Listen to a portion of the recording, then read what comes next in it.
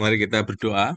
Bapak yang di surga, kami bersyukur untuk kami malam hari ini akan belajar tentang mendengarkan perasaan kami, biarlah melalui materi yang kami berikan, yang kami pelajari, boleh mencerdaskan kehidupan kami lebih dalam lagi bagi kemuliaan Tuhan. Berkati urapi penginjil Maria dengan kuat kuasa Roh Kudus, biarlah Roh Kudus berkarya di dalam hati kami yang belajar pada saat ini, berkati pergumulan kami masing-masing, keuangan, perekonomian, pelayanan, pekerjaan, dan keluarga kami di mana kami berada, dan bagi yang melihat materi ini. Segala puji buat Tuhan Yesus. Demi Yesus kami sudah berdoa. Amin. Oke, saya serahkan pada penginjil Maria. Beliau lulusan MDiv Saat, MTH di STT Alitea, biar S1-nya psikologi, biarlah saat ini kita boleh bersama-sama belajar materi yang bisa memberkati kita semua. Hmm, Bapak Ibu nanti dipersilakan, nanti ada waktu untuk setelah materi dibagikan, ada kesempatan untuk Bapak Ibu boleh memberikan respons, bertanya atau melengkapi ya.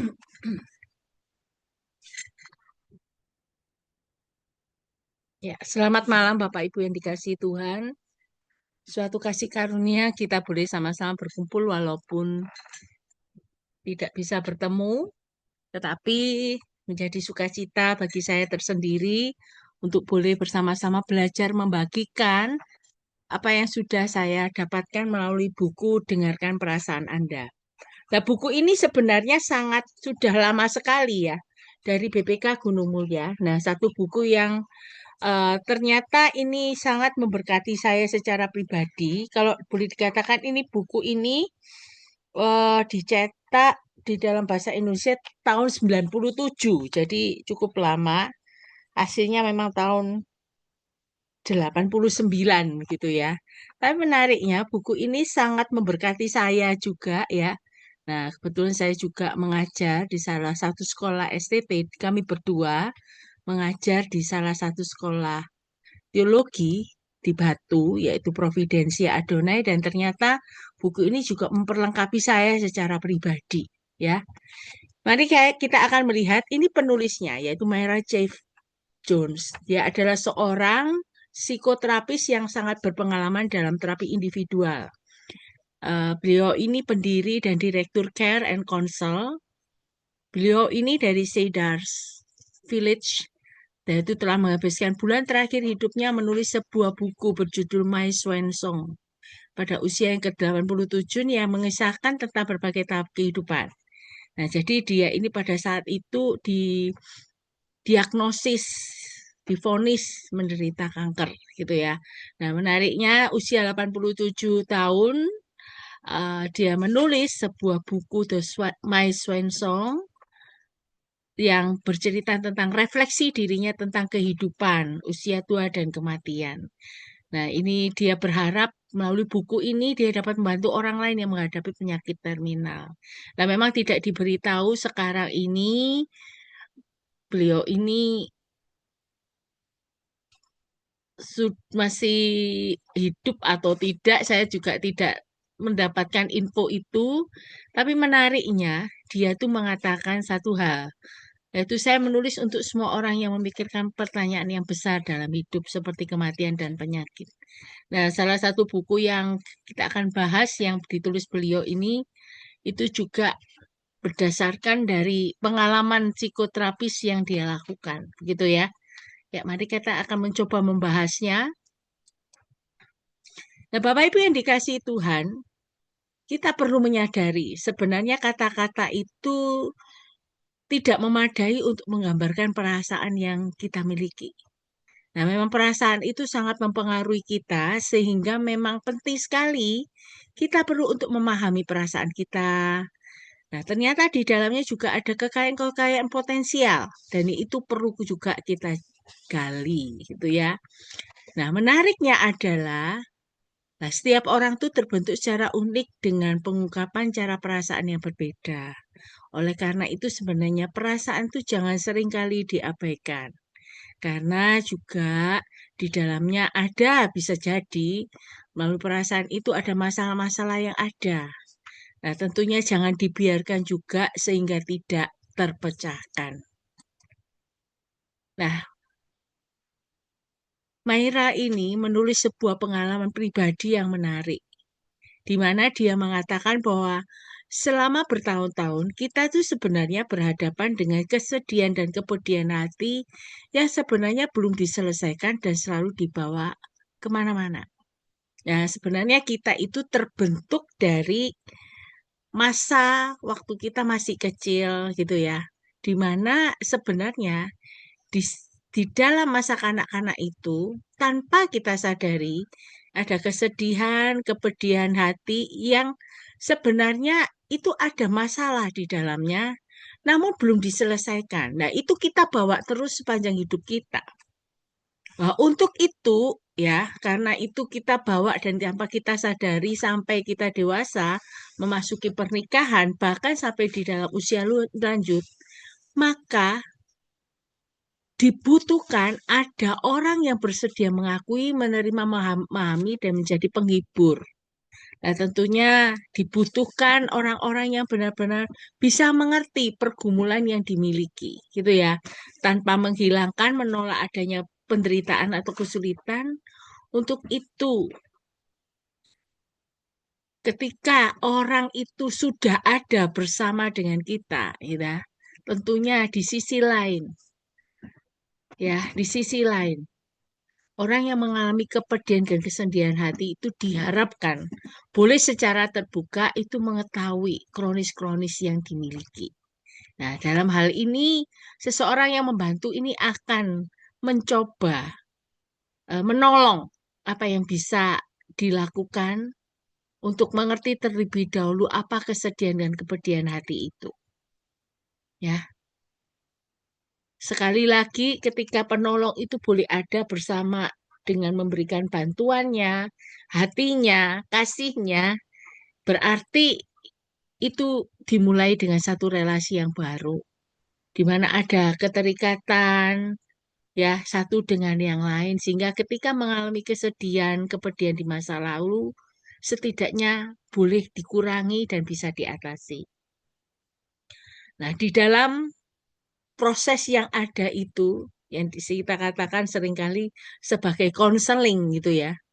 Nah, perlunya perasaan itu didengarkan. Supaya apa? Itu dapat menghidupkan apa yang ada sekarang. Nah, orang yang bersama dengan kita itu diharapkan memberikan dan memperjelas, memberikan satu pemahaman baru apa yang sebenarnya terjadi pada masa lampau yang kita bawa sampai saat ini. Nah, sebenarnya di dalam konteks zaman sekarang, dunia kita itu yang terjadi adalah ini. Perasaan itu nggak perlu untuk didengarkan, diakui. Namun sebenarnya perasaan itu perlu diperangi, dikubur, bahkan disembunyikan. Nah, ketika seseorang itu memerangi perasaannya, sebenarnya ini justru tidak membuahkan hasil. Gambarannya seperti kayak perang terbuka dengan anak yang sulit dikendalikan, anak yang nakal, di mana akhirnya perasaan itu bukannya mati, tapi justru tetap ada, ya. Walaupun apa ya, sepertinya sudah diperangi, sudah dikalahkan, namun tidak, gitu ya. Tetap sekali lagi tetap dibawa. Ada orang lain yang mengubur perasaan. Tujuannya supaya apa? Lupa ada perasaan itu, ya. Takut yang mengalami perasaan. Misalnya, seseorang takut berhadapan dengan yang namanya perselisihan, ketakutan, kecemasan, gitu ya. Nah, yang terjadi ketika seseorang mengubur perasaannya, diharapkan oleh dia, ya, dia akan tidak punya perasaan-perasaan yang menyedihkan itu. Tapi justru sebaliknya efeknya itu banyak terjadi kekacauan, kebingungan, kurang nafsu makan, bahkan seperti tidak pasti. Hidupnya seperti robot, tekanan terlalu besar, bahkan bisa menuju kepada gangguan jiwa. Sepertinya perasaan dikuburkan, tapi sekali lagi tidak akan mati. Nah, sebenarnya fatal sekali ya ketika seseorang itu punya perasaan dan itu dikuburkan. Ternyata banyak hal terjadi gitu ya. Kacauan yang ada. Nah, kalau misalnya kita melihat aja ya, ada seseorang sebenarnya mengalami perasaan yang namanya apa? Waktu dulu dia itu merasa depresi, ya, karena sering dibully teman-temannya. Nah, ketika itu berusaha dikuburkan, itu bukannya jadi lebih baik karena tidak diakui. Padahal ketika kita belajar mengakui, kita mengalami perasaan tertentu sebenarnya itu merupakan langkah awal ketika kita menjadi sembuh. Menarik sekali ya. Justru dengan mengakui perasaan yang ada, itu membuat kita itu menjadi pribadi yang akan lebih sembuh. Awalnya dimulai dari demikian.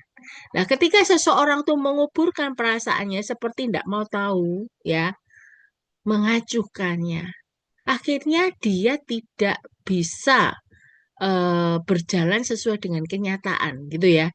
Karena sepertinya dia hidup dalam kepura-puraan, sepertinya dia tidak mengalami perasaan itu, ya, perasaan yang pedih, yang kecewa atau apapun, gitu ya. Nah, itu bahaya sekali, gitu ya. Namun ada orang lain lagi juga menyembunyikan perasaan.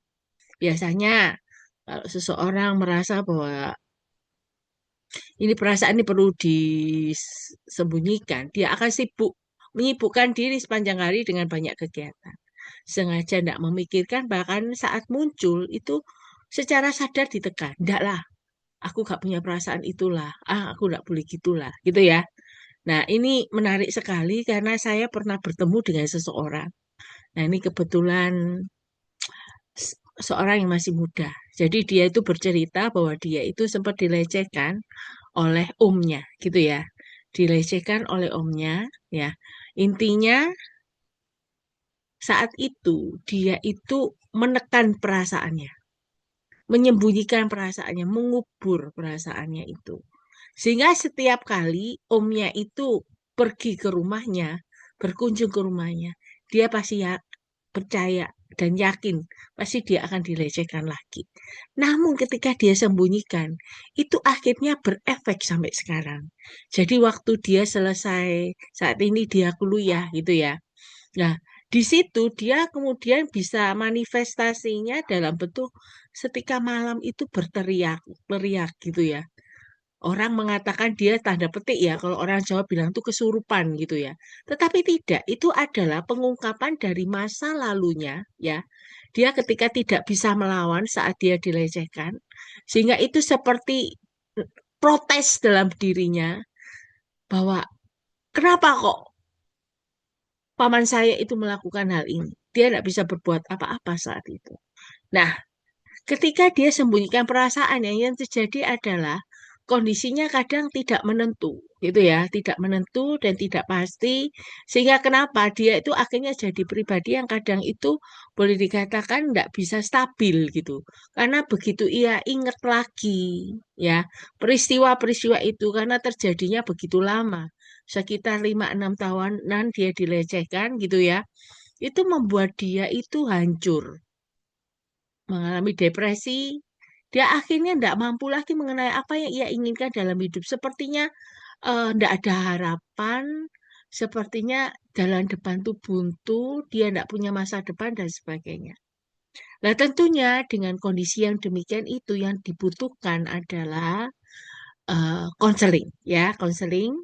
Nah, tentunya memang dibutuhkan proses yang lama dan kerja keras.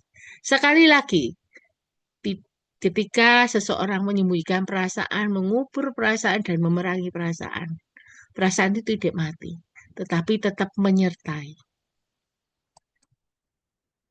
Nah, ketika seseorang tuh mengabaikan perasaannya, ya, Yaitu ketika lari dari penderitaan yang ada itu berarti kita juga sebenarnya menghindari potensi untuk berkembang, mencintai, berpetualang, berkreasi, memberi dan menerima. Kenapa? Karena sekali lagi seperti yang dialami yang rekan mahasiswa itu ya, kita melihat bahwa dia akhirnya fokusnya akhirnya menuju kepada perasaan-perasaan yang dulu mencoba disembunyikan. Tidak bisa optimal, maksimal gitu ya. Ketika dia melakukan tugas dan tanggung jawabnya karena masih kadang terganggu dengan kejadian yang dia alami. Nah, memang anggapan dunia mengatakan seseorang kalau berhasil dalam mencapai puncak prestasi itu dia mampu mengabaikan sisi gelap kehidupan emosionalnya. Ya, tidak perlu dianggap serius lah, gak usah lah, tidak usah diperhatikan, tidak perlu dianggap. Ya, nah ternyata bagi orang Kristen pun gitu ya, bisa jadi ketika seseorang itu kembali mengabaikan perasaannya, ya, walaupun dia bisa melakukan aktivitas pelayanan di gereja, namun di dalam hatinya yang paling dalam, dia tidak mengalami yang namanya tentram, kesejahteraan. Karena apa? Sekali lagi mencoba untuk tidak mengakui perasaan yang dia punyai. Nah, diceritakan di dalam buku Dengarkan Perasaan itu, diceritakan ada seorang anak yang ketakutan pada bayang-bayang seram yang bergerak-gerak di langit ruang tidurnya. Nah, itu ternyata bayang-bayang pohon ya, pohon yang ada di depan rumah, kemudian terpantul di jendela. Nah, jendelanya itu dibuka gitu ya, jendelanya dibuka, dibuka ini tirainya, gordennya, sehingga akhirnya memantul. Nah, ketika dia tidur, lampu kamar dimatikan, setidaknya bayangan pohon itu akhirnya muncul gitu. Muncul dan ketika pohon itu ditiup angin di luar, itu seperti ada bergoyang-goyang dan itu sepertinya menimbulkan seperti bayang-bayang seram gitu ya, karena bergerak-gerak gitu ya. Dan ketika ada seorang anak yang ketakutan, yang perlu dilakukan adalah tidak menghilangkan ketakutan yang dia miliki ya. Jadi misalnya ketika anak itu aku takut sendirian di sini itu aku ada goyang-goyang ya. Dia bilang gitu. Ya sebagai seorang yang menemani anak itu diharapkan tidak kamu itu loh ngapain gitu aja takut itu enggak apa-apa itu hanya bayangan pohon. Nah sebaiknya jangan mengatakan demikian. Yang perlu dilakukan adalah kita berusaha membangun jembatan yang kokoh antara realitas internal dan eksternal. Maksudnya adalah apa? Oh, itu dengan mengakui ketakutan yang ada dan mengolah realitasnya bersama anak itu. Misalnya, ya, oh kamu takut ya? Iya, iya. Apa yang kamu rasakan? Misalnya gitu. Iya, takutnya itu seperti kayak setan yang mau nerkam aku waktu malam-malam aku tidur. Misalnya begitu. Takut kalau misalnya itu seperti, mungkin bisa jadi anak itu pernah ditakut-takutin supaya tidur cepet gitu. Akhirnya nanti kalau nggak tidur cepat, nanti itu bayang-bayang itu terkam kamu. Nah, mungkin bisa jadi tanpa kita tahu, anak itu sudah diberikan pemahaman-pemahaman yang keliru. Nah, jadi sekali lagi, kita coba tidak hanya mengakui ketakutan yang dialami anak, tapi juga mencoba untuk mengolah realitasnya bersama anak itu. Caranya gimana? Kita genggam tangan anak itu, kemudian kita keluar. Keluar, kemudian menunjukkan itu loh pohon yang menyebabkan bayangan. Coba kita lihat pohon itu bergerak-gerak. Itu karena ditiup angin gitu ya. Jadi bicarakan kenyataan itu dan kemudian kita temani anak itu sampai ketakutannya lenyap. Nah, ketika anak itu akhirnya tahu penyebab bayang-bayang di langit ruang tidurnya itu karena pohon ya, pohon yang tertiup angin dan kemudian terpantul masuk ke kamarnya ya. Akhirnya anak itu tahu, oh itu adalah bayangan pohon. Jadi saya nggak perlu takut lagi karena memang itu bukan sesuatu yang seram, yang menakutkan gitu ya. Menakutkan. Nah, kalau misalnya begitu juga bisa mungkin lampunya dinyalakan. Terus sementara nanti kalau sudah berani lagi dimatikan dan sebagainya bisa di cara itu. Nah, inilah anak diperlihatkan cara membangun sebuah jembatan antara perasaan dan kenyataan dunia luar. Perlu diakui, perlu diungkapkan, perlu diceritakan perasaan yang dimiliki, kita koneksikan dengan kenyataan yang ada. Ya, menarik sekali ya buku ini. Nah, kita akan coba melihat bahasan berikutnya. Nah, sebenarnya kita perlu menyadari bahwa perasaan kita itu adalah sesuatu yang bernilai dan menjadi bagian yang penting dalam diri kita. Kalau kita perlakukan dengan hormat dan dipelihara, maka itu akan menjadi dasar kokoh yang kokoh untuk bertumbuh kita makin dewasa. Nah, perasaan-perasaan yang kita miliki itu menjadi alat yang penting kita memahami dan berrelasi dengan orang lain. Kalau kita tidak bersentuhan dengan perasaan kita sendiri, kita juga tidak akan bisa memahami bagaimana perasaan orang lain. Jadi kalau misalnya kita itu mengalami khawatir, dan itu kita perlu mengakuinya. Nah, kalau kita tidak mau mengakui yang namanya khawatir, tentunya kita nggak bisa dengan sungguh-sungguh tahu, memahami bagaimana perasaan orang lain yang juga mungkin khawatir sama seperti kita. Karena kita tidak pernah merasakannya dan menolaknya, menguburnya. Nah, kalau kita mengaku iya, aku ini sekarang lagi khawatir. Ini loh, kalau khawatir ini ternyata saya begini. Mungkin bisa jadi perasaannya tidak tenang, gelisah, seperti mondar-mandir jalan. Nah, kalau kita tahu bahwa itu menunjukkan bahwa kita rasa khawatir dan kita tidak mengakuinya, kita akhirnya tidak tahu kalau orang lain, oh khawatir, ngapain sih kamu mondar-mandir jadi orang pusing aja liatin kamu. Lah, kita akhirnya bisa memahami. Dan karena kita nggak tahu rasanya khawatir itu. Ini contohnya aja.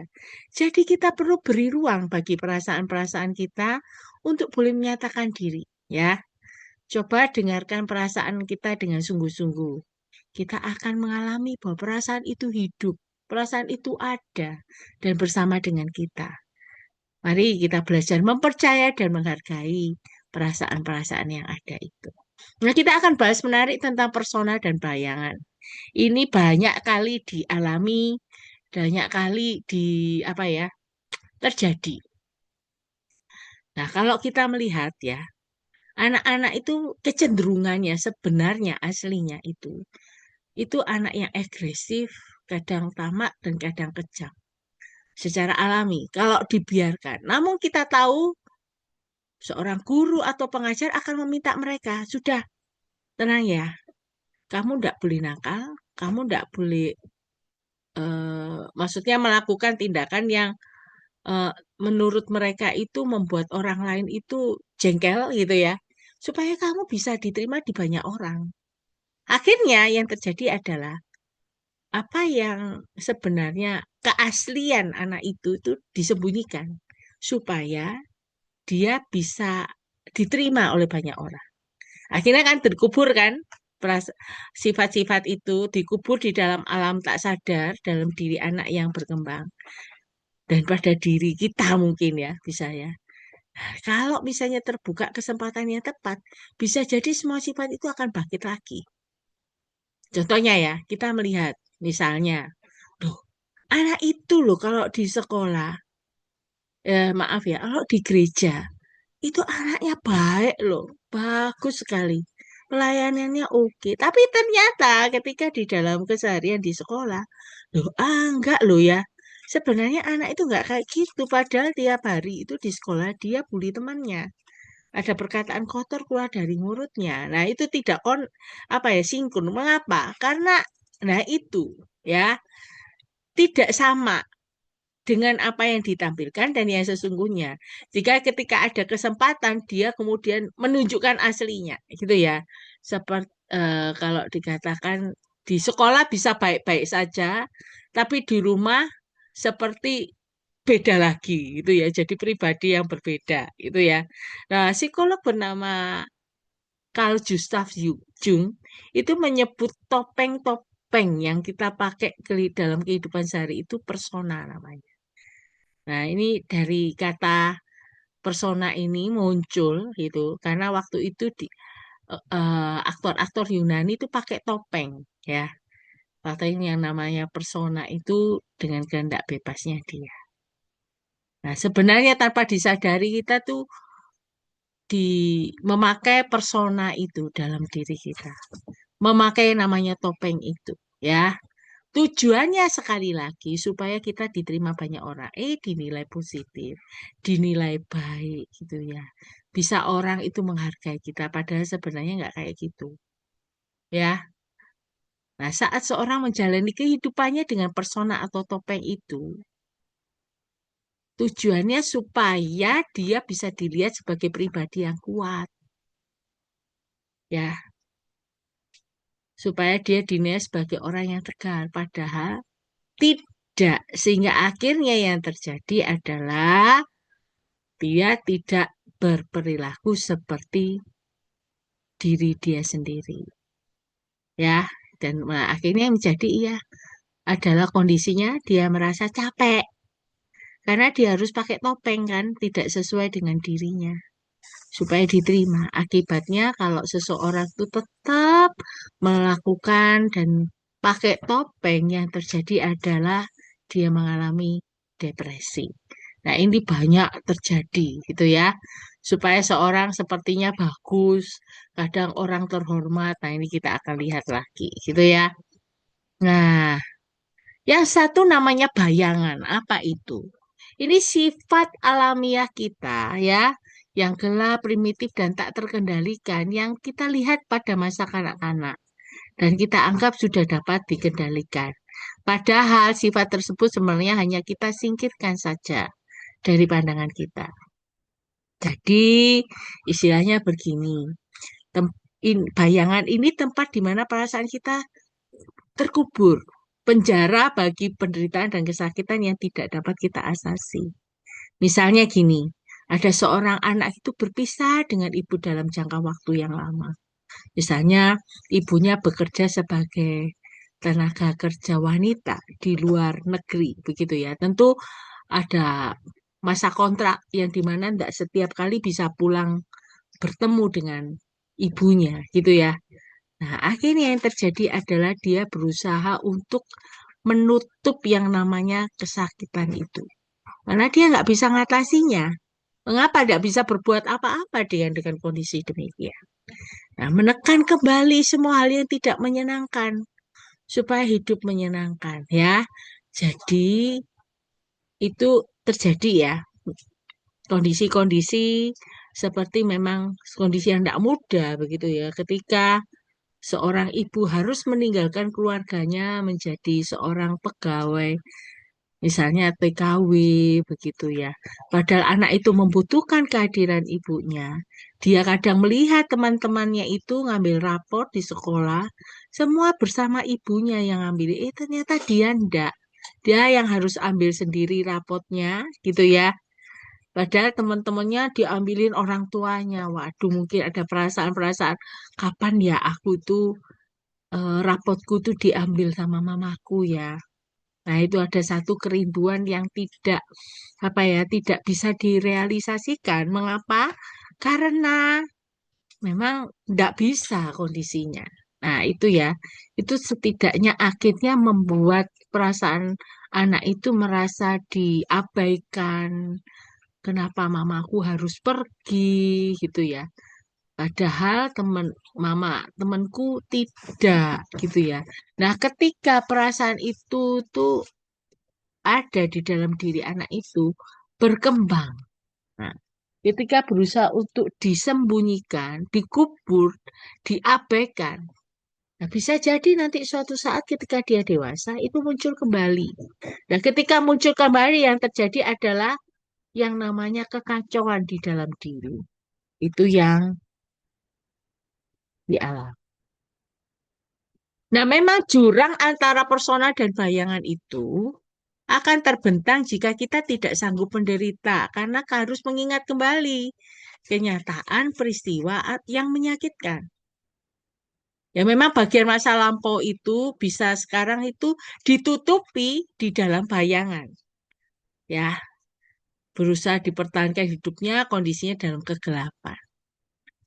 Dalam alam sadar yang tak terlihat, ketika ada kesempatan, bahayanya itu akan meledak dan menguasai diri kita atau mulai memperlihatkan diri dalam bentuk sikap yang negatif. Seperti yang saya ceritakan, mahasiswa itu kalau setiap malam dia mengingat kembali kejadian itu, yang terjadi adalah manifestasinya adalah dia berteriak sekencang-kencangnya. Dan yang saya tahu terakhir ini, dia kan sebenarnya konseling dengan saya, itu yang terjadi itu suka jam 1 pagi atau tengah malam tuh dia akan siram dari kepalanya gitu ya. Itu apa siram air sebanyak-banyaknya di kamar mandi. Orang ngira, loh ini kenapa? Ini kenapa? Gitu ya. Nah, banyak orang yang tidak tahu ternyata dia punya masalah itu. Ada perasaan marah, ada perasaan jengkel, ada perasaan bersalah, kenapa dia diam saja dan sebagainya. Itu yang terjadi dan itu akhirnya meledak. Ketika kesempatan itu ada, dia tidak bersama keluarga lagi karena harus tinggal di luar pulau. Jadi dia terpisah saat ini ya karena kuliah. Karena kuliah yang terjadi adalah yaitu manifestasi dalam bentuk walaupun tidak negatif karena ia tidak berusaha untuk mungkin memukul dirinya atau memukul orang lain. Namun, nah inilah itu disebabkan karena ada perasaan yang disembunyikan, diabaikan. Nah, kalau kita melihat juga media massa saat ini ya di medsos-medsos gitu ya, ditemukan berita kejahatan sebenarnya tidak terduga. Nah, terduga loh kok dilakukan oleh orang tersebut.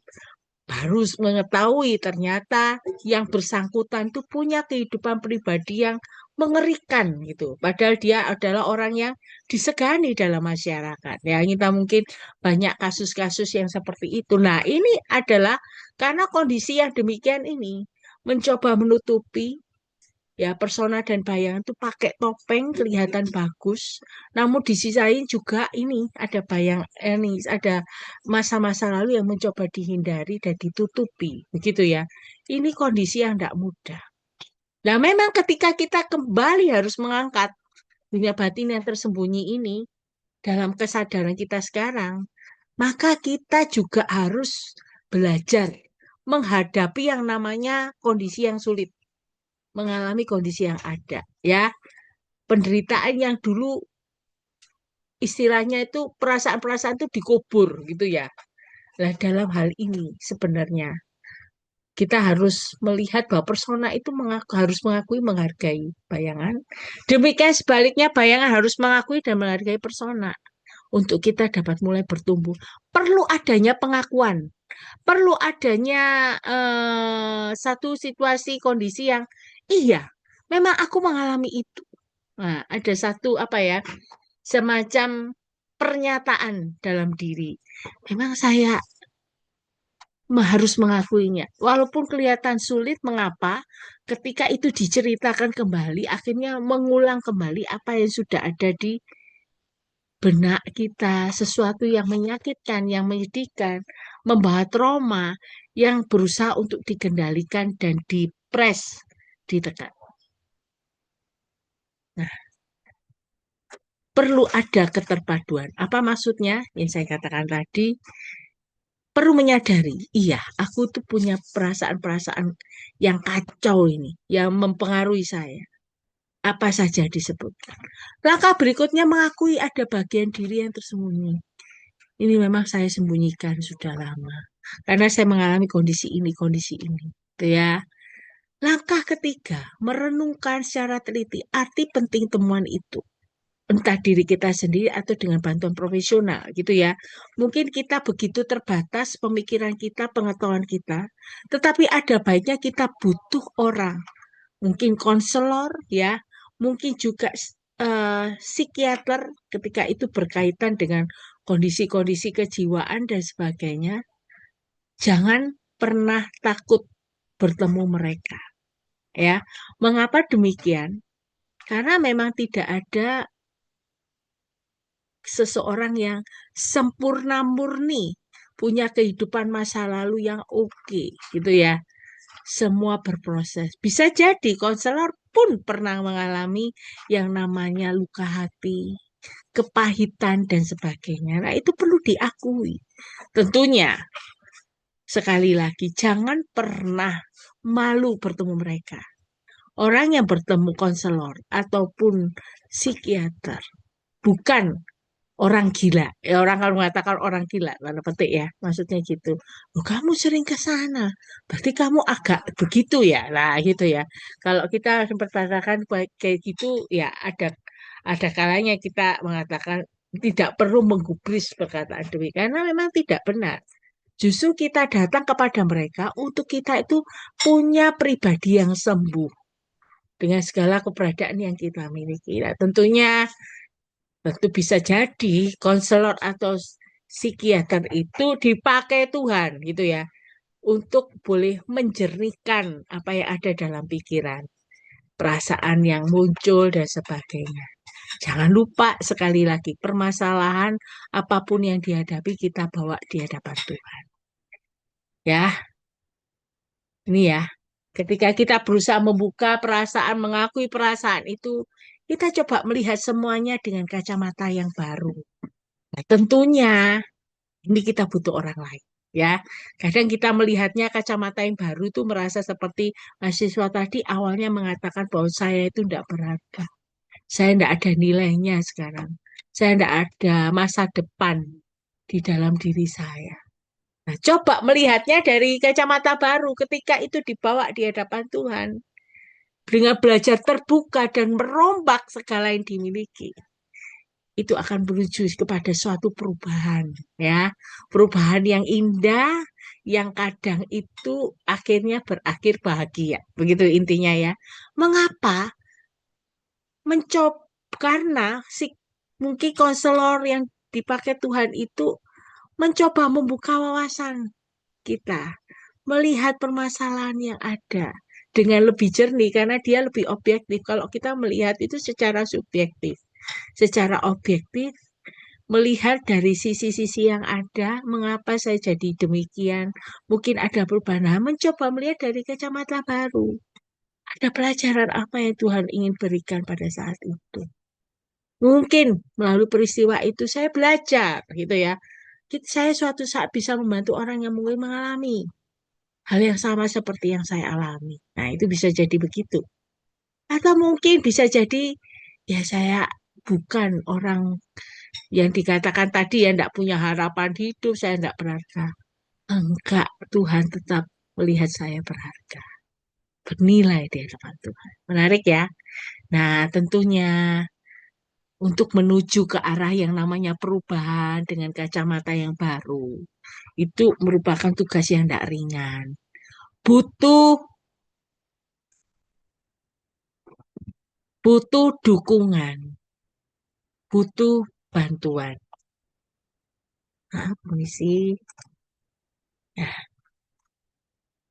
kita harus belajar berani mengambil risiko untuk kita bisa mengalami perubahan. Nah, ketika kita belajar untuk mengambil risiko itu, dan akhirnya kita bisa mengalami perubahan, hasil akhirnya kita menjadi pribadi yang tanpa kepalsuan. Mengapa? Karena sudah tidak ada yang ditutupi lagi. Sudah terbuka dengan segala kondisi yang dialami. Nah, di sini dikatakan ada langkah awal untuk memulai semuanya itu. Yaitu yang pertama yaitu mendengarkan suara hati. Mulai perhatikan hal-hal apa yang ada perasaan tidak enak dalam diri kita. Misalnya, kalau seseorang misalnya cerita tentang sesuatu gitu ya, yang dirasakan, yang dialami, kok saya merasa nggak nyaman ya. Kayak itu, kita perlu aware dan sadar. Mengapa saya begitu ya? Gitu ya. Misalnya, ketika eh, seorang teman marah-marahin kita gitu ya. di depan banyak orang misalnya, kenapa kok saya jadi jengkel dan pingin marah, pingin mukul dia gitu. Nah ini kenapa? Jadi kita coba cari penyebabnya gitu ya. Coba kita juga amati, apa ada sesuatu yang berubah dari diri kita. Misalnya kenapa kok saya jadi lebih jengkel ya? Kok saya jadi pingin marah pada dia ya? Gitu ya. Mungkin kita hanya digoda gitu ya. Digoda seperti biasanya dia teman kita itu suka godain kita gitu ya. Tapi kok kali ini saya kok jadi sensi ya? Nah gitu ya. Mungkin itu hal-hal yang perubahan-perubahan itu perlu kita catat. Kemudian kita amati. Apa yang membuat kita begitu ya? Gitu ya. Dan tentunya perlu disediakan ruang dan waktu untuk kita mendengarkan perasaan kita itu. Itu yang pertama. Selanjutnya yang bisa langkah berikutnya adalah kita jujur terhadap diri sendiri. Karena kejujuran itu sangat dibutuhkan ketika kita berdialog dengan perasaan-perasaan itu ya. Memang satu langkah yang sulit pasti tidak menyenangkan ya. Karena kalau kita jujur berarti kita itu apa ya, kembali membuka penderitaan, kesulitan, pergumulan yang kita alami akibat penyadaran itu ya. Dan akhirnya kita karena kita mencoba untuk kembali apa ya, mengungkapkan kembali perasaan-perasaan itu ketika berbicara kepada kita. Nah, tapi itu tidak bisa mulus dialami. Ya, kalau kita sudah memulai hal itu sudah oke. Namun pada dasarnya gitu ya, ada satu perisai pertahanan yang kadang itu kita coba lakukan ya, supaya kita itu tidak berkenaan lagi dengan perasaan yang menyakitkan. Ada satu perisai yang apa ya istilahnya menghalangi, membatasi seseorang untuk bisa jujur, untuk bisa mengakui bahwa saya begitu. Tanpa disadari, kadang kita memasang perisai-perisai ini, gitu ya. Perisainya apa itu? Perisai pengingkaran, mungkin rasionalisasi, perisai berbentuk proyeksi, berbentuk regresi, perisai berbentuk pengalihan, perisai berbentuk keterpecahan, perisai berbentuk intelektualisasi, dan terakhir yaitu perisai berbentuk kompensasi. Apa itu? Kita coba lihat. Perisai pengingkaran, ya. Ini sekali lagi, kalau dari kata-katanya kita sudah tahu ya, bahwa perasaan itu yang adalah sesuatu yang mengganggu dan harus ditekan. Jadi kalau ada emosi yang tiba mendadak muncul, maka perasaan harus dikendalikan. Menghindari perasaan, oh aku nggak apa-apa kok, nggak apa-apa kok, nggak apa-apa kok aku nggak apa-apa. Nah, padahal ada apa-apa ya. Nah, penolakan tentunya ya, misalnya penolakan masyarakat yang paling mencolok adalah pemikiran tentang kematian mereka sendiri. Nah, ini hal yang sangat diingkari gitu ya. Istilahnya begini, ada orang-orang tertentu di dalam masyarakat itu nggak mau bicara yang namanya kematian. Ada ketakutan-ketakutan tersendiri yang menyelubungi. Nah, mengingkari. Padahal itu kita tahu sama-sama bahwa setiap orang ya pasti mengalaminya gitu ya. Namun sekali lagi, enggak kok, aku enggak apa-apa kok. Sudah jangan bicara gitu-gitu. Ya cuma bilang gitu, padahal sebenarnya itu pengingkaran dalam diri. Rasionalisasi, misalnya ya, mengajukan alasan yang baik untuk mengganti alasan sesungguhnya ada. Jadi misalnya gini, suatu saat ada teman yang berulang tahun dan dia tidak diundang. Tapi menariknya dia mengatakan gini, loh kamu kemarin kok tidak datang? Padahal dia itu merasa jengkel, kenapa kok dia tidak diundang temannya gitu ya. Tapi ketika dia ditanya, kenapa kok tidak datang? Dia langsung bilang, ya aku sebenarnya tidak mau hadir sih, tidak minat hadir waktu menikah. Padahal sebenarnya dia merasa sakit hati itu ya, nggak diundang. Kemudian bisa gini, situasi misalnya pacarnya gitu tidak menghubungi udah lama gitu. Kenapa kok pacarmu tidak menghubungi kamu lagi ya? Gitu ya misalnya begitu ya. Nah, bisa jadi seseorang itu berkata, iya dia lagi sibuk dengan pekerjaannya, makanya tidak bisa telepon aku. Lah itu rasionalisasi gitu ya. Jadi menutupi kejadian yang sesungguhnya dengan alasan yang istilahnya masuk akal gitu ya, yang di pikiran, padahal bukan sebenarnya itu terjadi. Jadi dia menutupi perasaan itu. Selanjutnya perisai yang berbentuk proyeksi ya. Nah, biasanya ini ada cara terbaik untuk mempertahankan diri. Berlaku untuk perasaan yang buruk dan yang baik. Apa maksudnya? Nah, gini ya. Misalnya, Seseorang berkata bahwa tidak seorang pun loh mau menerima saya. Saya ini orangnya begini. Siapa yang mau berteman sama saya? Pada kenyataannya, dia itu tidak dapat menerima diri mereka sendiri, gitu ya. Nah, nggak mau bisa menerima diri sendiri, apalagi orang lain, gitu ya. Tapi dia lampiaskan kepada orang lain, proyeksi. Itu yang hal negatif, ya. Misalnya kalau yang positif, misalnya begini, dia punya prestasi, tapi dia malu mengakuinya. Dan kemudian dia berkata, oh enggak kok, bukan aku yang berhasil, itu berkat orang lain kok. Nah, misalnya itu proyeksi ya, kayak dilemparkan gitu ya. Nah, selanjutnya saya berbentuk regresi. Nah, regresi ini singkatnya seperti ini, kemunduran. Regresi itu kemunduran. Jadi kadang itu ada cara yang dipakai itu seperti mundur ke masa kanak-kanak gitu ya. Misalnya kalau contoh yang paling jelas dalam diri anak-anak itu, misalnya hmm, ketika adik itu baru lahir gitu, dia tidak disiapkan, ya akhirnya dia mencoba bertingkah laku yang menunjukkan regresi mundur. Dia mulai ngompol lagi, akhirnya dia minta dilayani padahal seharusnya bisa, suka rewel gitu ya. Maksudnya padahal sebenarnya itu adalah salah satu cara untuk meminta perhatian dari orang tuanya karena orang tuanya sekarang fokus kepada adiknya yang baru yang lahir, sehingga dia sepertinya terabaikan dan dia tidak mendapatkan porsi yang sama seperti dulu. Akhirnya dia protes dan akhirnya nilai protesnya itu dibentuk dalam kondisi seperti itu. Pola, rewel lah, marah lah, gitu ya dan sebagainya. Itu cara dia eh, mengungkapkannya. Ya sebenarnya itu. Cuma dia kan pakai perisai ditutup dalam konteks regresi. Perisai berbentuk pengalihan, artinya membelokkan perasaan kita ke suatu sasaran yang berbeda. Misalnya, gak bisa melampiaskan kemarahan kepada bos, mungkin dituntut A, B, C, yang membuat dia sudah mungkin tidak ada kerja lembur, disuruh lembur tanpa ada pemberitahuan dan sebagainya. Ketika sampai di rumah, dia tidak bisa melampiaskan kemarahan, dialihkan kepada siapa? Mungkin dia tendang kucing yang di rumah lah, marah-marah dengan anak istrinya lah, gitu ya. Nah, itu seperti ada yang dilampiaskan. Selanjutnya, perisai berbentuk keterpecahan. Jadi merupakan satu cara untuk mempertahankan kebaikan seseorang. Di mana kondisi di mana kita terpecah, mempersalahkan satu anggota keluarga dijadikan kambing hitam. Nah ini gara-gara kamu, kayak gitu ya. Jadi hampir semua itu dilemparkan kepadanya.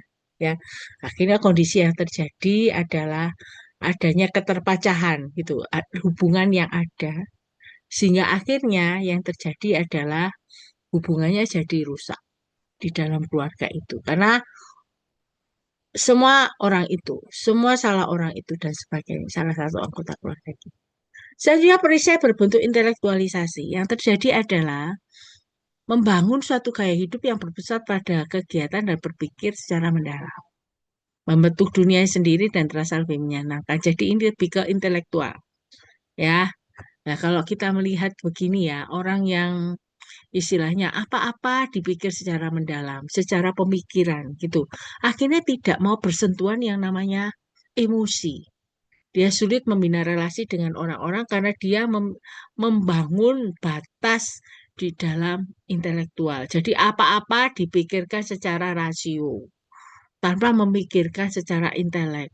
Ya, pemikiran sebagainya, logika dan sebagainya, tanpa mau berurusan dengan masalah yang namanya emosi. Itu bukan mungkin istilahnya kalau orang punya perasaan emosi nggak perlu berlebihan lah, mungkin gitu ya. Sudahlah, mungkin seperti anak cewek aja gitu dan sebagainya gitu ya.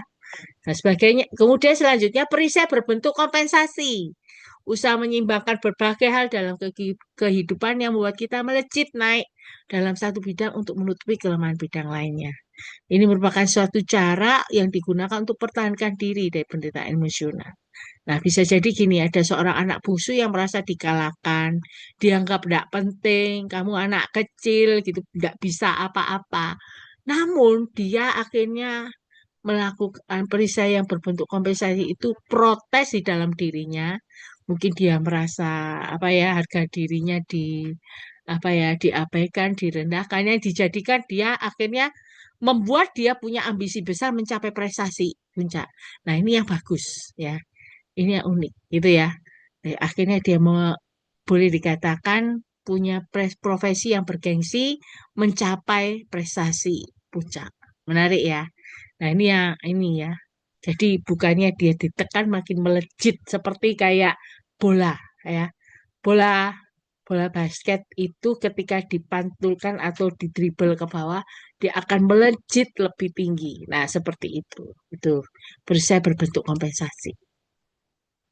Nah, selanjutnya ketika kita memulai tadi itu ya, mungkin jujur dan kemudian berbicara sesuai dengan perasaan hati ya. Itu bisa kita mulai dengan apa? Caranya juga bicara dengan diri sendiri. Ini yang dapat kita lakukan. Jadi kita perlunya ada waktu senggang, mungkin bisa berdialog secara pribadi, ada waktu khusus berdoa. Orang mengatakan seperti waktu bersama Tuhan, cerita, ada pertanyaan-pertanyaan yang bisa kita jawab. Di situ kita akan bisa diarahkan untuk mengetahui apa seharusnya apa yang sebenarnya terjadi. Perasaan apa yang saya rasakan. Nah, tentunya ada kesadaran diri ya.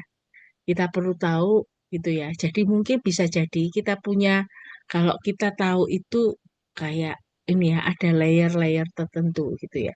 Yang tersembunyi, yang mungkin itu pernah menumpuk, yang tanpa kita sadari itu ada di bawah alam tidak sadar kita. Ya, bisa jadi ada satu komentar aneh yang kita dengar, itu bisa memukul kita. Itu menjadi pemikiran buat kita. Ya mungkin aku orangnya gitu. Misalnya, kamu ini gampang tersinggung ya ketika ketika saya bicara tentang orang tuamu, kalau kamu gampang tersinggung. Nah, misalnya begitu ya. Mungkin itu kan tidak enak di hati. Tapi mungkin siapa tahu itu menjadi salah satu, apa ya, bahan gitu. Untuk melihat bahwa mungkin saya peka ya. Itu nilai titik peka saya. Nah, mungkin gitu ya. Mungkin bisa jadi gitu kita melihat juga reaksi-reaksi kita. Kita coba angkat itu ya. Kenapa saya bisa merasa saya sendiri ya? Kok saya merasa terancam ya? Kok merasa tidak nyaman ya? Kok saya merasa takut ya? Saya merasa cemas ya? Gitu ya. Kok aku merasa takut disaingi? Misalnya ada teman yang mungkin mendapat prestasi yang lebih bagus dari kita. Tiba-tiba ada rasa benci dan iri ya saya buat dia. Nah, itu ya. Nah, itu dialog dengan diri sendiri itu perlu gitu ya. Ini kan bukan orang lain, diri kita sendiri. Nah, di situ diharapkan tentu kita mulainya dengan sekali lagi apa ya, berdoa di hadapan Tuhan supaya bisa lebih terbuka. Tuhan menyatakan secara khusus, Tuhan berikan hikmatnya supaya kita bisa mengerti menelaah diri kita ini apa ya, kok bisa jadi kayak gini. Perasaan-perasaan apa yang kita alami. Mungkin kejadian-kejadian apa yang membuat kita seperti ini. Ada kejadian yang mungkin apa ya, menyakitkan, memalukan, gitu ya, dan sebagainya. Nah, itu perlu dibuka semua.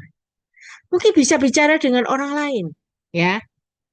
Mungkin kita bisa menemukan ada teman-teman yang dengan baik, sabar mau bantu kita. Ya, sepertinya kita ketemu ada kehadiran Allah gitu bagi kita. Di mana dia punya perhatian, ada kekuatan dan cinta. Ya, seperti menyebabkan jaminan dari Tuhan gitu ya. Nah, memang kadang itu boleh dikatakan relasi pernikahan itu menjadi sebuah pengalaman penyembuhan. Karena kita mengalami bahwa kita dapat diterima oleh pasangan. Nah, dewasa ini memang orang itu bisa melakukan yang namanya konseling untuk membantu. Karena dari setiap pendekatan yang berbeda, maka konselor itu dapat membantu klien, yaitu kita yang berkonsultasi itu menemukan ada masalah tertentu yang dimana ia juga membantu untuk menghargai, mendengarkan perasaan kita, menghargai perasaan yang kita miliki. Ya, ini beberapa solusi-solusi yang kita bisa dapatkan. Ya, ketika kita mulai belajar untuk membuka diri kita. Selanjutnya dukungan kelompok. Nah, ini menarik sekali. Dukungan kelompok ini dapat memberi bantuan yang sama baiknya dengan konseling pribadi. Nah, ini seperti boleh dikatakan ada baiknya ada kumpulan orang percaya di gereja sebagai seperti pengganti keluarga. Mungkin keluarga kita tidak bisa cerita, tetapi ada kumpulan orang-orang percaya yang bisa boleh menerima, mendukung kita, gitu ya. Memberikan satu zona nyaman untuk kita bisa cerita apa luka kita, sehingga setidaknya itu bisa disembuhkan, ya. Boleh dikatakan ini menarik sekali kalau ada orang-orang yang bisa saling menguatkan dewasa rohani, bukan memberikan suasana yang aman, terbuka, rasa saling percaya. Bukan justru ketika kita cerita apa yang kita alami justru diceritakan lagi, bukan. Tetapi kita perlu menyadari bahwa kita semua adalah orang yang tidak sempurna, tidak selalu baik, ya. Kalau menariknya adalah gereja itu adalah kumpulan para pendosa yang diampuni, termasuk kita, termasuk orang lain. Ya, ada kalanya yang diperlukan adalah sebagai satu tubuh Kristus, satu yang lain bisa saling menguatkan, menyembuhkan, mendukung. Nah, memang diharapkan melalui kumpulan tersebut kita itu bisa dibantu, didampingi, dijaga, ditopang, supaya dia punya akhirnya identitas baru, mungkin dari puing-puing reruntuhan yang ada. Ya.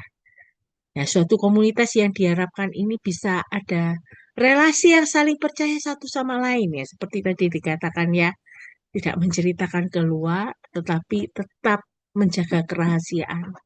Yang membuat akhirnya seseorang itu bisa rindu bertumbuh. Mengapa? Karena dia berproses. Mungkin dari hal tertentu menjadi pribadi yang lebih baik.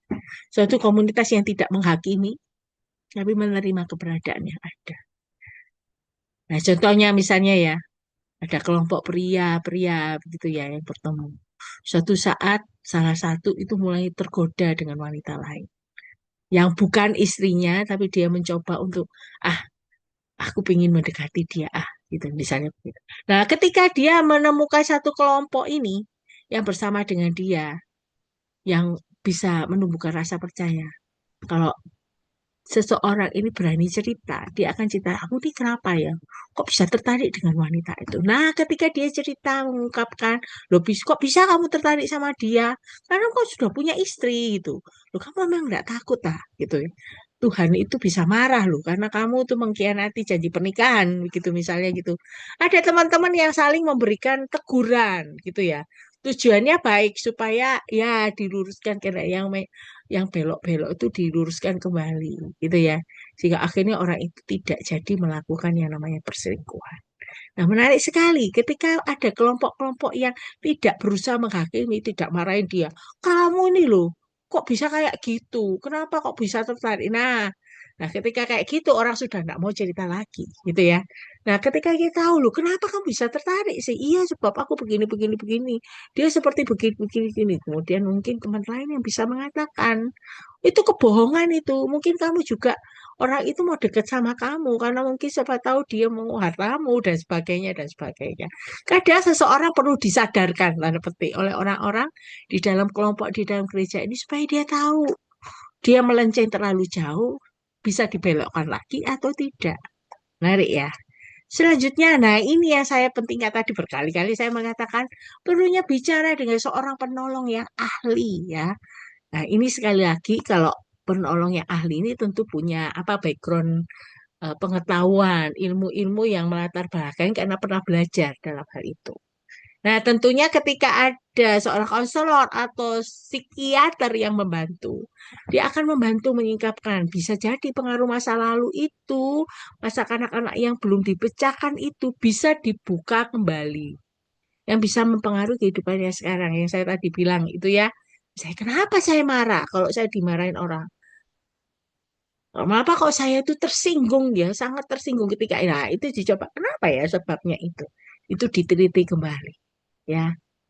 Dibutuhkan juga seorang penolong mengizinkan bagian anak-anaknya itu sehingga dia merasa bebas cerita, tidak meremehkan, sehingga orang yang cerita itu bisa bertumbuh secara emosional. Ada tempat untuk berbagi, menerima, memahami keberadaannya dalam suasana penuh percaya. Tentunya ada proses keterbukaan di mana seseorang diberikan kesempatan untuk bicara kepada penolong secara pribadi dalam waktu yang sudah disepakati. Ya, tujuannya sekali lagi ada seseorang dapat merumuskan kembali sejumlah permasalahan yang dihadapi dengan segala perasaannya sehingga setidaknya dapat mengurangi kekacauan yang dialami. Nah, di atas semuanya itu kita perlu menyadari bahayanya ketika kita berjalan seorang diri dalam proses ini. Perhatian, kepercayaan, dan dukungan dari seorang penolong yang bijaksana, tenang, dan pikiran jernih itu sesuatu yang penting. Nah, memang salah satu tugas dari penolong itu memastikan kita tidak melenceng atau memaksakan sesuatu cara yang salah. Mungkin punya rasa bersalah yang tinggi, gitu ya, yang bisa bersifat menghancurkan. Untuk itu, pilihan terhadap seorang yang bisa dipercaya adalah sangat penting ketika membantu diri kita agar dapat bertumbuh mengatasi kesulitan penderitaan yang lain. Di sisi lain, seseorang yang dibantu akalnya harus mendengarkan bagian diri kita yang kekanak-kanakan yang senantiasa kita pikirkan sebagai kelemahan. Cobalah diteliti lagi. Walaupun bukan satu hal yang mudah, gitu ya. Harus mengingat kembali mungkin perasaan-perasaan, peristiwa-peristiwa yang tidak enak. Tapi kalau itu tujuannya untuk membawa kita sembuh, saya yakin itu bisa kita atasi. Ya, kalau kita seorang aja sakit secara fisik gitu ya, pingin sembuh gitu ya. Akhirnya orang itu berobat, walaupun harus keluar dana, harus mungkin repot, bolak-balik rumah sakit ke dokter dan sebagainya, tujuannya untuk sembuh. Demikian juga ketika seseorang tanda petik sakit ya kondisinya gitu ya. Nah, ya harus bayar harga. Kalau kita mau sembuh, nah seperti yang sakit fisik tadi ya, harus keluar biaya dan sebagainya, waktu, repot. Nah, supaya kita menjadi pribadi yang sembuh gitu ya. Tentu suatu proses ya, tidak bisa langsung sekali mungkin ketemu konselor atau psikiater langsung sembuh. Enggak, perlu ada proses. Kadang jatuh bangun, jatuh bangun. Nah, itu yang penting prosesnya.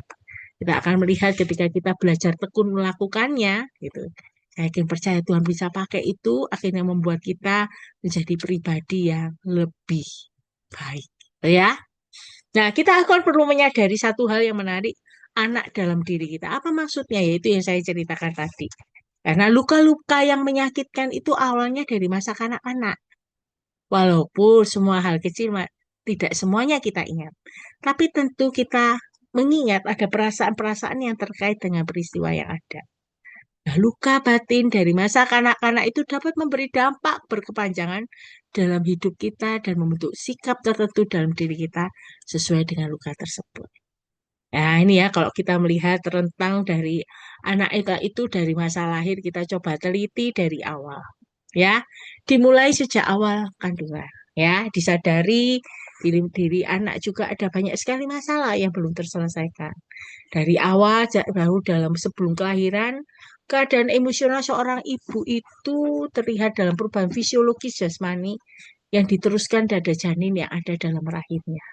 Jadi ketika mungkin ibu itu gelisah, mungkin bisa jadi ya, waktu anak ini ada di dalam kandungan, waktu itu keadaan emosional ibu tidak siap, karena mungkin bisa jadi karena mungkin anak ini tidak diharapkan dan sebagainya. Nah, itu akan mempengaruhi janin itu. Dia tahu bahwa dirinya tidak diterima kehadirannya. Dan itu bisa dirasakan oleh janin itu. Nah, ini penting sekali ya ketika seseorang itu hamil, ibu itu hamil, harus dijaga yang namanya keadaan emosional. Ketika seorang ibu merasa gembira ketika dia hamil, itu berbeda dengan seorang ibu yang hamil tetapi ingin diaborsi. Pasti itu berpengaruh dengan janin yang ada dalam rahim. Nah, kemudian setelah itu ya dilanjutkan saat bayi dilahirkan. Maka dia akan menyesuaikan diri dengan kondisi yang sebelumnya tidak dikenalnya. Mengapa di sini dia melihat kalau dulu di dalam perut mamanya dia merasa aman, hanya putar-putar di situ, makan dan sebagainya. Di sini dia harus belajar menyesuaikan diri. Kadang harus merasa kepanasan, harus merasakan yang namanya sakit. Nah, ini ya, menarik sekali perasaan seorang bayi itu utuh. Terbukti mengapa? Ketika anak itu dapat makanan yang berkebutuhan, maka anak itu akan ketawa-ketawa, senyum-senyum gitu ya. Tapi sebaliknya kalau kebutuhannya tidak terpenuhi, bisa menjadi marah-marah, bisa nangis keras sekali. Nah, tentunya ketika kondisi demikian terjadi, maka orang tua itu perlu belajar memahami bahasa awal primitif bayi. Apa bahasa awal primitif bayi itu? Nangis, teriak, itu. Dan ada komunikasi tubuh. Mungkin seperti kayak boleh dikatakan kayak merasa panas, dia mau copotin semua baju, topinya gitu ya. Dia ingin tarik-tarik bajunya gitu ya. Karena dia mungkin itu komunikasi tubuh, karena dia belum bisa ngomong tuh ya. Jadi bahasa primitif bayi itu, tangisan, teriakan, komunikasi itu. Dan seorang anak kecil itu sangat mudah terluka karena banyak hal. Termasuk mungkin lingkungan luar yang tidak simpatik yang membuatnya merasa tertuntut. Nah, itu menimbulkan penderitaan dan pergolakan dalam dirinya. Misalnya, dia itu, seorang anak itu, misalnya di dalam rumahnya itu ayah ibunya sering bertengkar. Nah, itu kondisi yang tidak mudah. Anak ini memang nggak bisa ngomong, tapi dia bisa lihat, bisa mengerti perasaan mamanya yang mungkin disakiti oleh ayahnya dan sebagainya. Nah, itu bisa menjadi satu trauma di masa kecilnya yang akan mempengaruhi ketika dia memberi tanggapan dalam tekanan berikut. Sehingga dia menjadi peka dengan suara yang keras, peka dengan bentaan. Ketika mungkin dia mendengar ada suara keras, bentaan yang terjadi adalah dia panik, gugup, kemudian keringat dingin dan sebagainya. Itu menjadi satu trauma yang dia alami. Nah, boleh dikatakan sebuah relasi yang sehat dan penuh perhatian yang terbentuk itu bisa menunjukkan suatu relasi yang penuh keintiman dan kedekatan. Nah, ini positif. Yang kalau tadi saya mengatakan yang trauma ya. Namun sisi lain ketika ada relasi yang keintiman kedekatan di dalam keluarga, misalnya antara ayah dan ibu, ini akhirnya membuat bayi itu bisa menangani hidupnya loh. Saya itu juga baru menyadari gitu ya. Ketika seorang ayah dengan ibu itu menunjukkan kedekatan, keintiman, boleh ya, saling mendukung satu dengan yang lain, saling menguatkan, tidak saling istilahnya menonjok, memukul gitu ya, tidak saling bertengkar hebat, tidak saling memaki, menghina. Menariknya ternyata itu seorang bayi atau anak kecil itu bisa menangani hidupnya loh, mengatasi hidupnya loh.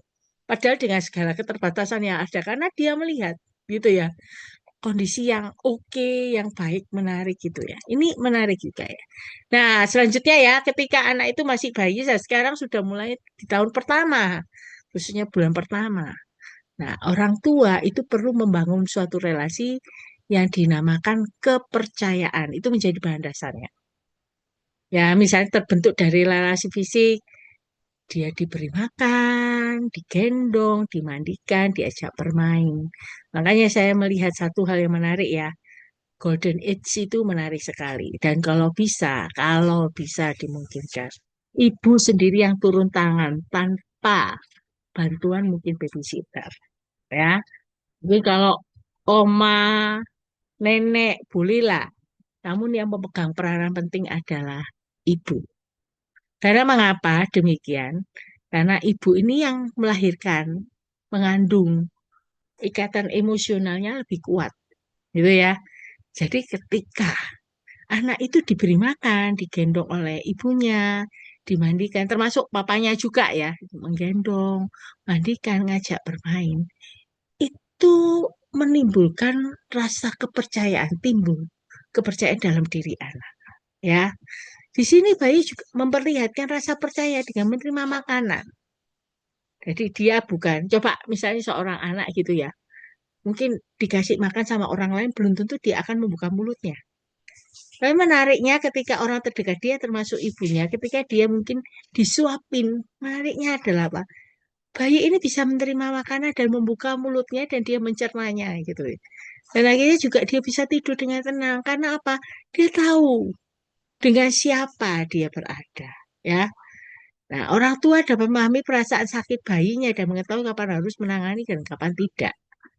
Nah, kalau itu dilakukan secara konsisten dan kesinambungan itu menimbulkan, membangun keyakinan, percaya, dan cinta dalam diri anak. Menarik sekali ya.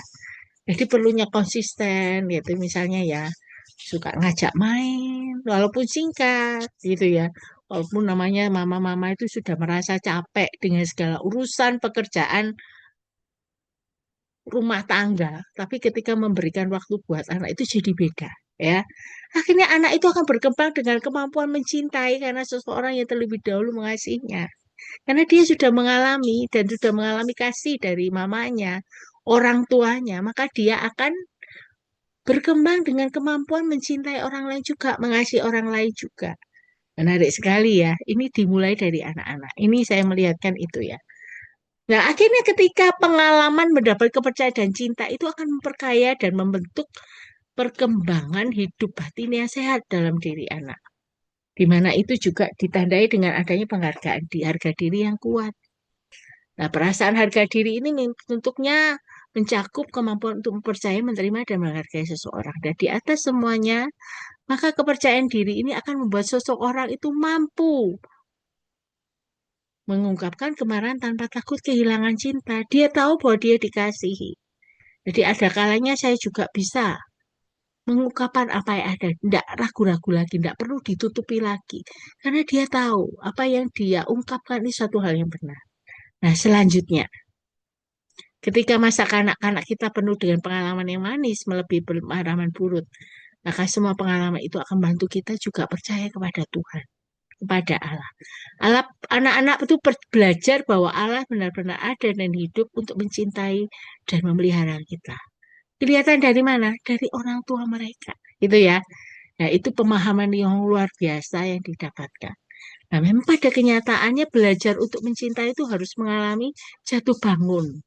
Tidak selalu itu semuanya berjalan prosesnya seperti jalan tol. Itu ya. Nah, kondisi yang demikian memang disebabkan sekali lagi karena manusia itu sudah jatuh dalam dosa. Di mana ada sikap keras kepala, kaku, egois, dan itu. Untuk itu, kalaupun mungkin ada kesalahan yang dilakukan, diperlukan pengampunan dari Tuhan. Diperlukan ada yang pengakuan dosa dan pertobatan. Karena pertobatan itu adalah proses yang berjalan terus menuju kematangan relasi dengan Allah. Pertobatan juga merupakan satu proses yang memperkuat bidang kehidupan rohani, fisik, dan emosional. Sambil mengingat bahwa kita sepenuhnya itu diterima oleh Allah sepenuhnya, dikasih oleh Allah sepenuhnya. Seperti kalau kita melihat bahwa Yesus itu sendiri sudah mati buat kita. Allah mengasihi kita dengan luar biasa, itu kita mulai dengan menerima keberadaan diri kita. Masih ingat doa pemungut cukai di mana dia itu berdoa minta ampun melihat dirinya tuh orang berdosa memukul dirinya ketika berdoa. Itu pun dia berdoa harus di pojokan bait Allah. Dia mengetahui keberadaan dirinya, tapi dia tahu bahwa Allah begitu luar biasa dalam hidup dia. Kisah anak yang hilang yang diterima kembali oleh Allah. Dua kisah yang menarik yang memberikan satu pemahaman walaupun gagal, walaupun jatuh, Tuhan tetap menerima, mengasihi. Menarik sekali. Melalui campur tangan inkarnasi, di mana Allah sendiri yang datang menjadi manusia dalam pribadi Yesus Kristus, Ia menawarkan satu relasi yang baru.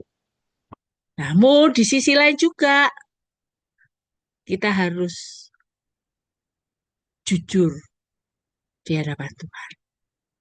Selanjutnya di sisi lain gereja perlu ambil tanggung jawab sekali lagi untuk menyembuhkan memelihara jiwa-jiwa di mana ada sentuhan penyembuhan penuh cinta. Yaitu ada relasi yang hidup dalam komunitas di gereja. Yang mungkin sebelumnya merasa terabaikan, sekarang dipahami, diakui, dan dipadukan dengan perasaan cinta dan dipertahankan bersama-sama.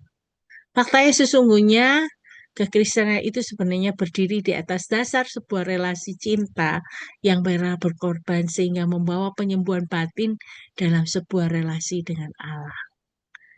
Itu menjadi satu gambaran tentang Allah sendiri yang mau rindu anak-anaknya itu punya relasi dengan dia. Relasi yang kejujuran tanpa harus ditutup. Selanjutnya ini bahasan tentang emosi-emosi khusus yang kadang bisa jadi ada ketika kita mencoba untuk berproses diri. Yaitu ada emosi khusus. Ini bahasannya terakhir sekali yaitu perasaan bersalah dan sikap menolak. Nah, ini kondisi-kondisi yang emosi yang bisa jadi muncul, yang saya tadi bilang bisa jadi apa ya, naik turun, jatuh bangun. Nah, ini kadang muncul gitu loh emosi-emosi ini, misalnya perasaan bersalah dan sikap menolak.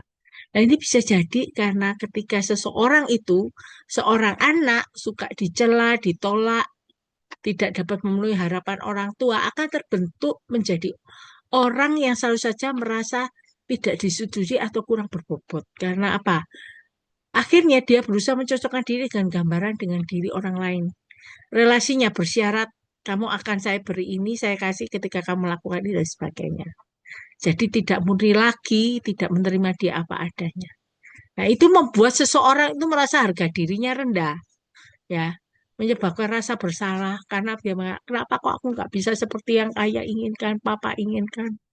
Akhirnya yang terjadi adalah boleh dikatakan terus merasa buruk dalam diri, ya, itu merasa bertanggung jawab dan kalau bisa berubah. Kalau itu yang terjadi, merasa selalu diri buruk, tidak berharga dan sebagainya, itu perlu diakui, disebutkan. Dan kalau misalnya ada orang yang eh meng ya itu ya mencela kita, menolak kita, coba belajar untuk mengampuni orang tersebut. Memang satu hal yang tidak mudah gitu ya. Karena pengampunan juga mengakui apa yang salah, namun tidak membiarkan hal itu menghancurkan relasi. Namun kenyataannya yang terjadi adalah bisa jadi keretakan-keretakan ada itu bisa membuat relasi tidak baik lagi.